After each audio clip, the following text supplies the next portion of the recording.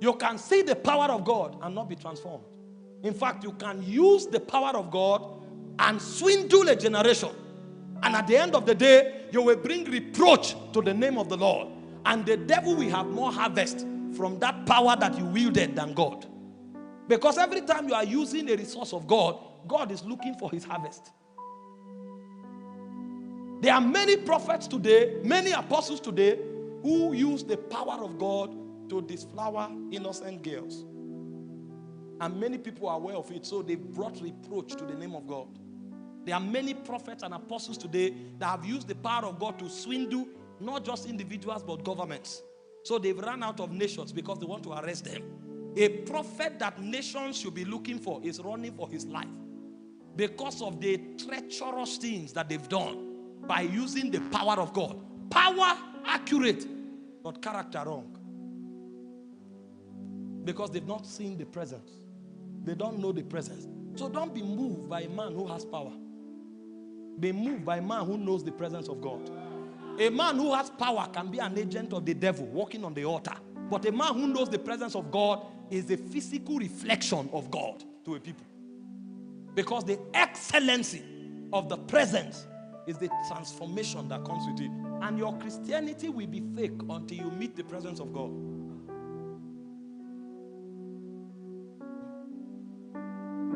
When you interact with the presence of God, there are 7 things you must interact with. The same way the glory of God is compartmentalized, the presence of God too has many compartments. Because, you know, God is a mystery. It's a great mystery. And so when you begin to interact with the presence of God, there are 7 things you will meet. And I will list them for you and take it one after the other. All of these things are transformative and transformational governing systems in the realm of God. Because all the presence of God is intending to do is to make you become a reflection of God. Because that's God's original plan. He said, let us make man in our own image. In John 10:34 and 35, he said, ye are gods, unto whom the word of the Lord came, and the scriptures cannot be broken. So God's original intention is for man to live and to represent him. And the only way that can happen in view of the fall is that you first of all receive salvation, and having received salvation, you interact with God's presence constantly and continually until beyond regeneration, you are transformed and transubstantiated. And so when a man begins to interact with God's presence, there are 7 governing systems that he makes contact with. Number 1 are sounds. Sounds. Sounds. Sounds. Sounds have significance in the spirit. You cannot be transformed until you hear sounds. What makes men are the sounds they hear and the light they see. These are the 2 infrastructures for transformation. Every man will become what he hears and what he sees. Demons know this. Angels know this. God occasioned it. Men are the only ones who don't know it. And so when a man begins to interact with God's presence, he will tell you that there is a sound. There is a witness of a sound in his spirit. That sound is what makes him who he is. And when that man begins to bring a witness to a generation, you will hear his sound. When you hear people and you interact with people, you can tell the sound they met in the spirit. And so the first governing system of the presence are sounds. The second governing system of the presence is light. The third governing system of the presence is fire. God dwells in fire. I will show you. The fourth governing system of the presence are coals. Coals, lively coals. That's what purifies. Coals. Everybody who knows the presence knows this by experience. This is deeper than a Bible study or a doctrine.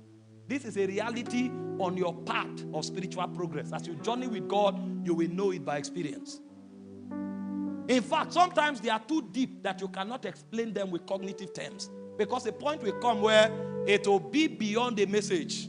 It will become literal intercourse. So you will know him as you are known. Nobody can explain your own experience. Your own experience will be peculiar to you, but at the end of the day, when we show up, all of us will be different dimensions of God. And so you interact with sound, you interact with light, you interact with fire, you interact with coals, and then you move further. You now interact with the waters that flow from the throne of God. There are waters. Those waters are the things that give you joy. Because a Christian is not a happy person. There's happiness in his life, but a Christian is a joyous person. Happiness is regulated by circumstances, but joy is a spirit. That's why even if you go through the valley of the shadow of death, nothing can steal your joy. Nehemiah said, the joy of the Lord is my strength. It's something that came in the presence. And that joy is symbolic of the waters that flow in the sea of glass. And everybody that knows the presence knows that river. That river is what keeps him stable in the midst of chaos. When you find a man of God talking with boldness, it's not because all is well. It's actually because within him there is stillness. It's like Mount Zion that cannot be moved. The only way you can get there is when you have bathed in the river that flows, that water that flows from the throne of God. And so the fifth governing article of the presence is the river of life. The sixth article of the presence. Do you know why I'm listing it? Because as I begin to teach, we will start traveling. And if we start traveling, we will come to a point where I can't talk anymore. So anywhere we stop, you go and study the rest.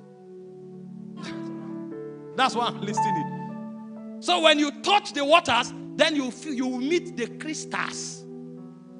The crystals are where the secrets of God are kept. That's why you and I can read John 3:16. We will hear different things. Because they are locked. This is not English language. This is spirit and life. It takes the unveiling of the spirit for you to peep into those crystals and find out that him that dwells there is a pure spirit. So when you come out, you didn't hear English. Your life will become a definition of purity because that's what you saw. God can say, I love you. It will mean 1,000 things to 1,000 people. Because they are all hearing and seeing through different crystals. I love you can mean your problem is solved.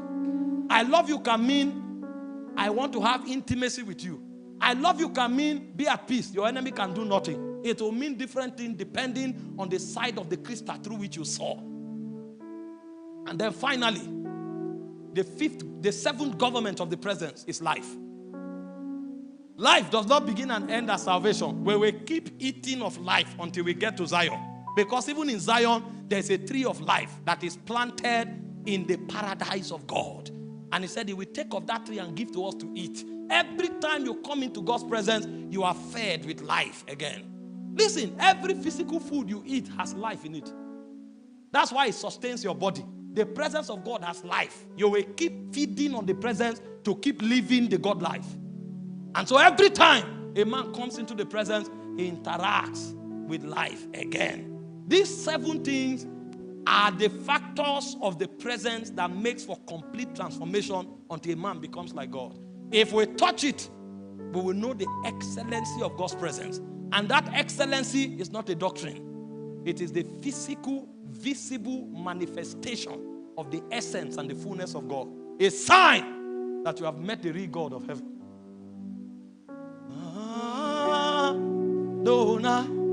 Those outside, are they hearing me clearly? My God. Everybody outside shout glory.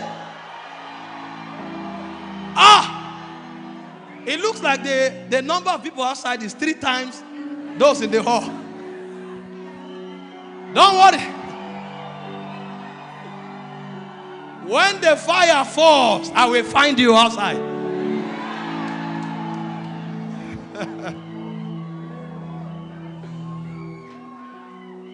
I think the energy outside is 10 times the energy in the hall.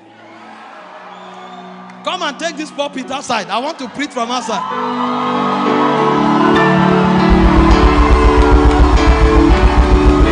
Shout!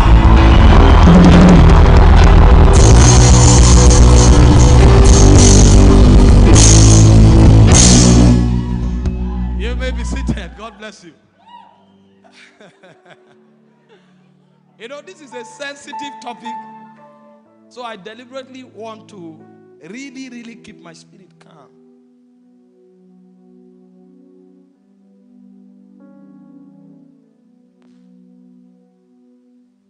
So let's begin with sound. Sound. You know, there are many people who read the Bible, they don't know the presence of God. A man who knows the presence of God does not necessarily talk about it. He lives it. He manifests God. If you know the presence of God, you manifest God. Because if you know the presence of God, you become more and more like God. So these things I'm teaching, just in case it doesn't align with your theology, I'm so sorry about it.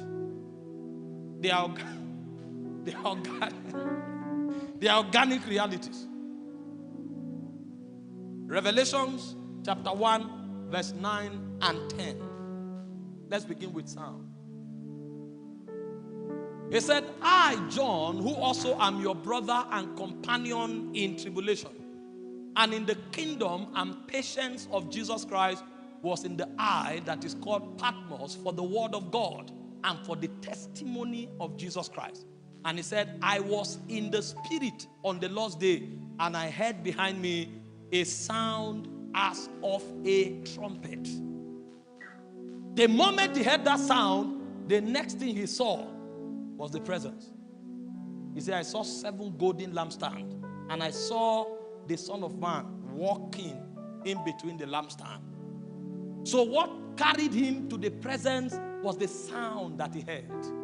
In fact, in Revelation chapter 4 verse 1, after this part of the vision was over, he went further again, and he said, after this I looked, and behold, a door was open in heaven.